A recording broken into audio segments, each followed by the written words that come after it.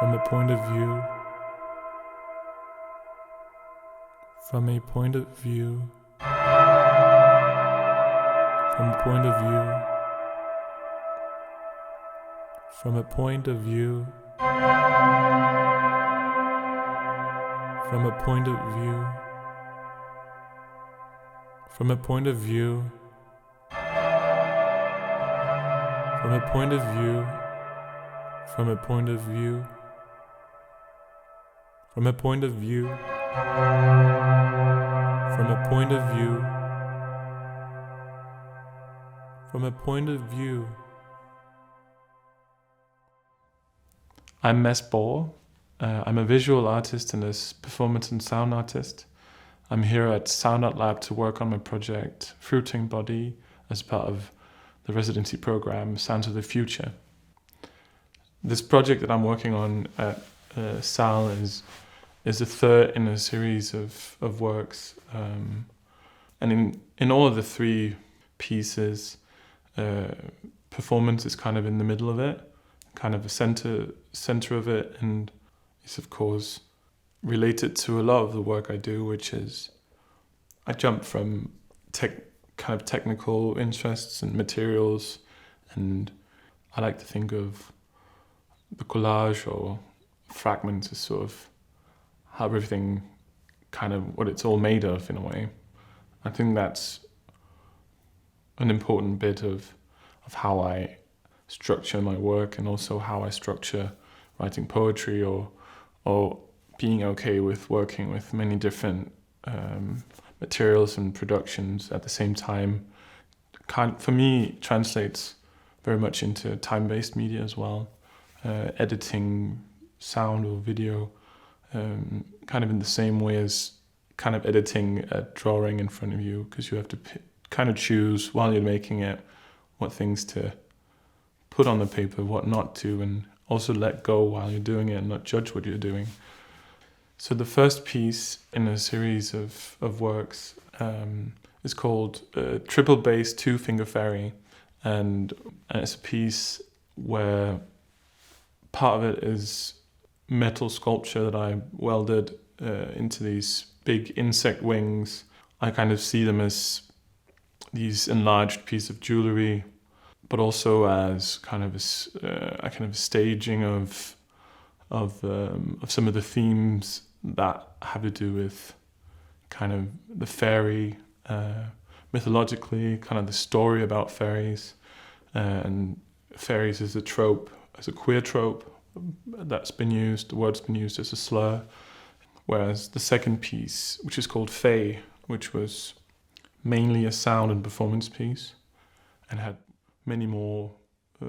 breaks and kind of silences, and in the live performing, these wings were present as well as part of a costume. So these kind of like to play with the idea of them being mischievous.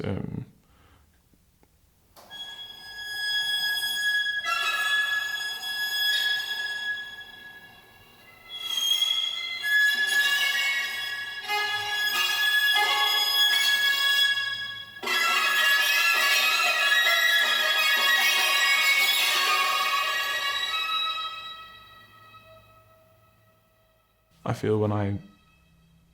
approached the third piece, which is called Fruiting Body, is the working title,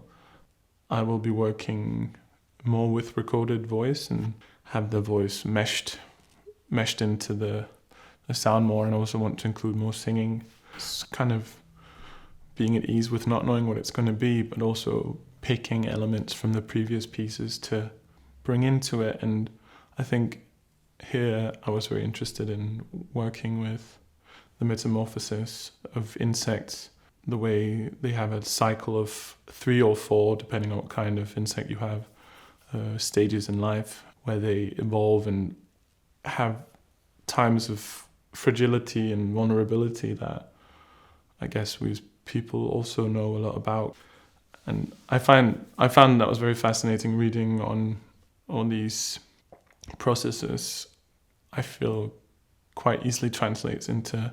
art, mixed media art, and I do like to read articles about chemistry, even though I'm a novice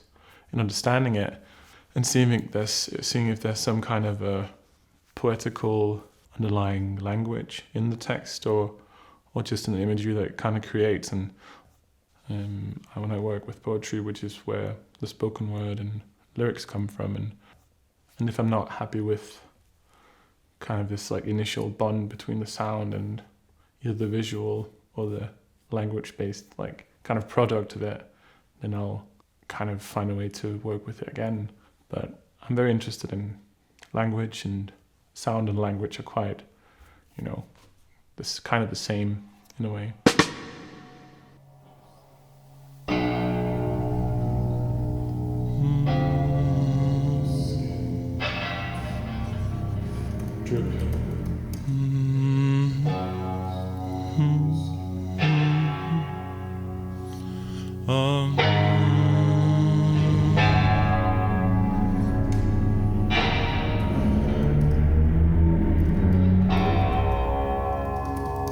I fall,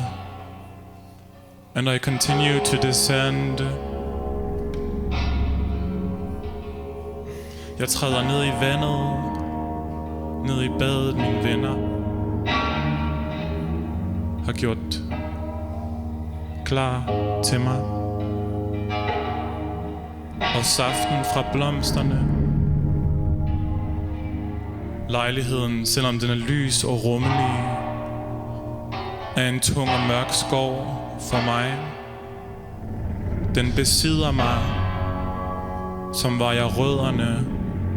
i kontakt med underlaget, men ikke med udsigten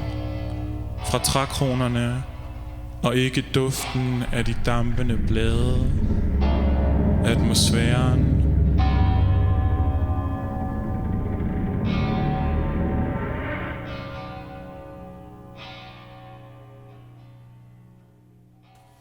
Thinking about sound is,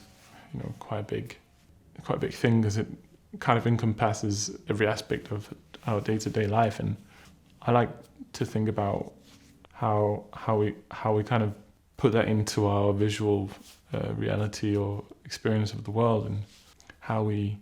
can remove sound from its visual origins or visual kind of framework and change it and make it sound like something else. With this opera by Britten, A Midsummer Night's Dream, I found just the imagery to be very inspiring, and his way of working different kinds of music, different genres of music, and how they use vocalists or rhythm or editing in a way is very inspiring, I think.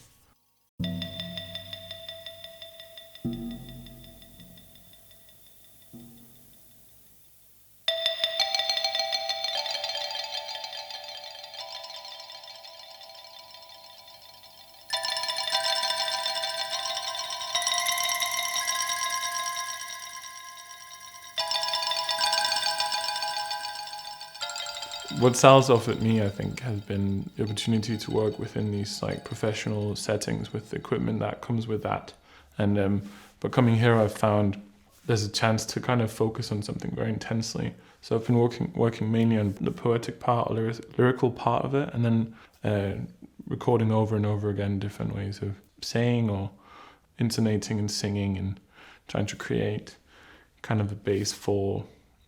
the score, or composing music around that, or just simply working with like this, kind of what you're being fed as silence here. And when you're in a studio, it's kind of all about being insulated from the world, and so funnily the music has been a lot about reverb, a lot about silences, and I'm looking forward to adding layers of maybe more social sound, so to speak, or environmental sound after. But it's been great to have a chance to record just like the voice very singularly, and have opportunity to work with different kinds of equipment, but also to just be in a surrounding where it's really much about sound production is very interesting. Yeah. from a point of view, from a point of view,